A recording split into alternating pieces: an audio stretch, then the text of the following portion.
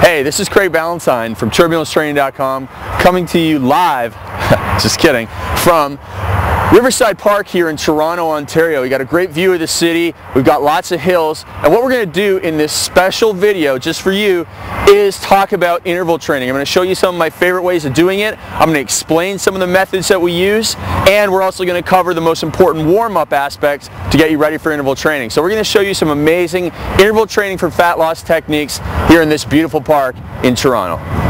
Alright, so in this interval training special video, what we're going to do is go over the warm-up, then we're going to talk about beginner interval training, then I'm going to share with you the proper way to measure your intensity level in interval training, and we'll finish off with 3 to 5 really cool ways of doing interval training just out in the park and having fun, okay? So that's what we're going to do in this video. So we're going to start with the warm-up aspect.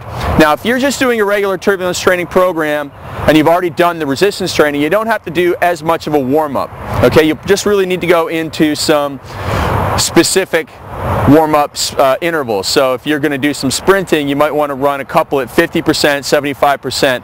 But if you're just doing the interval training alone, you really need to go through that entire warm-up at the start. And what we're going to do a little bit different is we're really going to move a little bit faster. So it's, you know, jumping jacks and some leg swings and that type of stuff. So here's what we're going to do. We're going to start with jumping jacks as our warm-up first exercise. Okay, so we're getting a real quick dynamic warm-up here.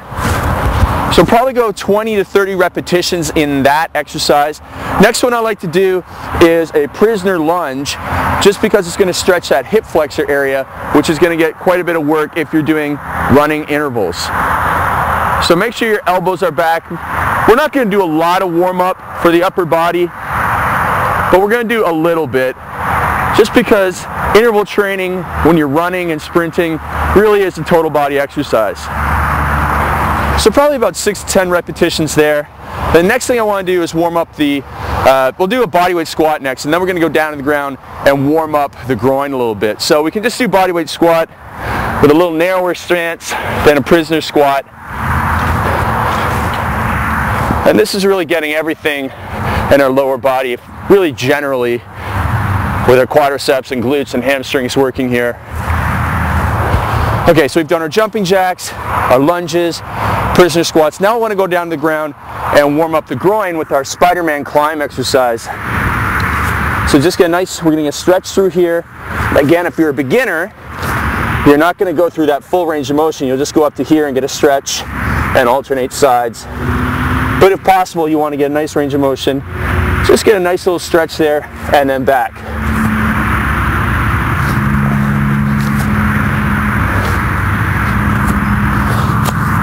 Now to continue on with the theme of warming up our groin, we'll do something like a duck under, where you're stepping side to side, or we might even just do the side step exercise. And again, that warms up the groin. Now we've done quite a bit of stuff. Now we're able to go over and do some leg swings to warm up the hamstring. So instead of doing static stretching, we'll do some dynamic leg swings.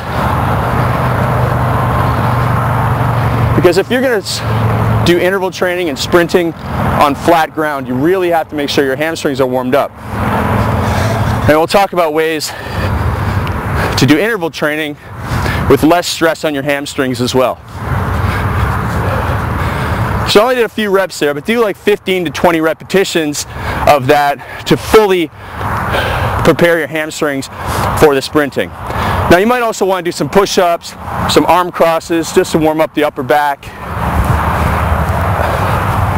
You know, because when you're going to be doing your sprinting, your arms are going to be doing a lot of pumping. So arm crosses, regular push-ups, or if you want to get Spider-Man push-up in there,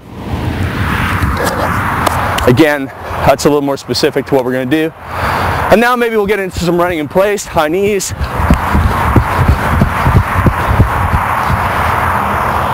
And I think now we're ready to take a little rest and go through that circuit one more time.